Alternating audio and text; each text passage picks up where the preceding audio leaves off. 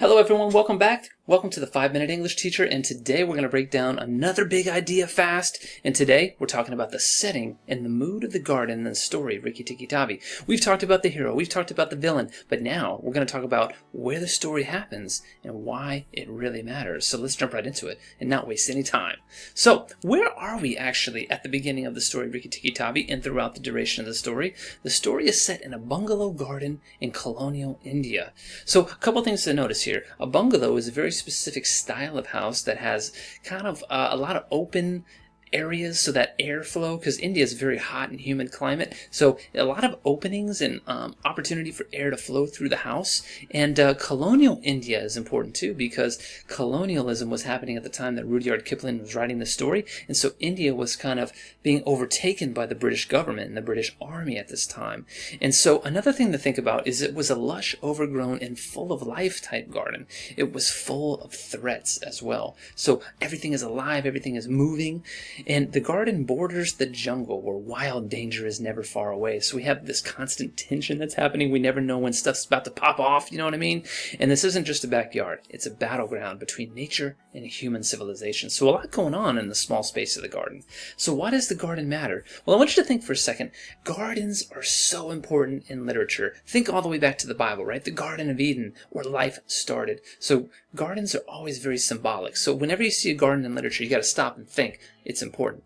It's more than a backdrop. It's part of the conflict itself in the story. It's a place where humans and animals collide. So Rikki-Tikki-Tavi's adopted family, the humans, they collide with the snakes throughout the entire story.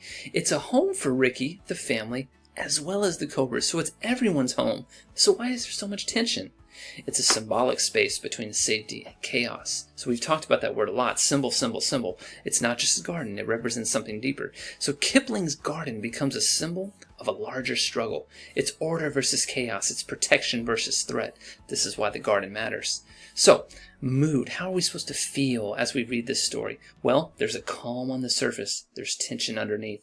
At first glance, it's a peaceful and pleasant garden, but beneath the flowers, danger is always lurking. The garden is always alive, with rustling, lurking, and watching. So Kipling describes beauty, but there's also something that keeps you on edge, right? You never know what might move in the grass, and so this kind of builds the tension throughout the story. So it's a place of dualities. That's a fancy word in literature, dualities. It's when two things seem opposite, but they're interacting at the same time. It's kind of like a push-pull situation. So think back to this garden. There's beauty versus violence. So two opposite ends of the coin pushing back and forth against each other. There's safety versus surprise. Home versus the hunting ground. So Rikki feels at home, but he's also constantly hunting, right? Same thing with Naga. They're at home, but they're always having to hunt and be on their guard. There's life, but there's also death. So the story has many dualities within the garden. This contrast helps to build that suspense, and we're always waiting for danger to strike wherever we least expect it. So who lives in the garden? That's also significant to playing on that duality. There's the British family, and they represent that civilized but unaware at first kind of vibe. Then there's Rikki-Tikki-Tavi. He's the protector, but he's also constantly learning about the garden, the ins and outs of the society of the garden, right? Naga, they are the natives. They are secretive and territorial predators. Then there's other animals, like what about Darzi and Chichantra? They live there too. They reflect fear and survival in the garden, right? So the garden is like a miniature world. Every time you see a garden in literature, it kind of serves as a microcosm of what's happening in the larger world. Everyone has a role. Everything is alive, and there's no one neutral thing that's happening. Everybody's alive, right? So symbolism. We've talked about it this entire lecture series. This garden represents the tension between civilization and the wild. It's a place that must be defended and protected. It's a metaphor, really, for safety that can be easily lost. In Kipling's garden, it may seem peaceful on the surface, right? But it reminds us constantly under the surface that peace has to be protected.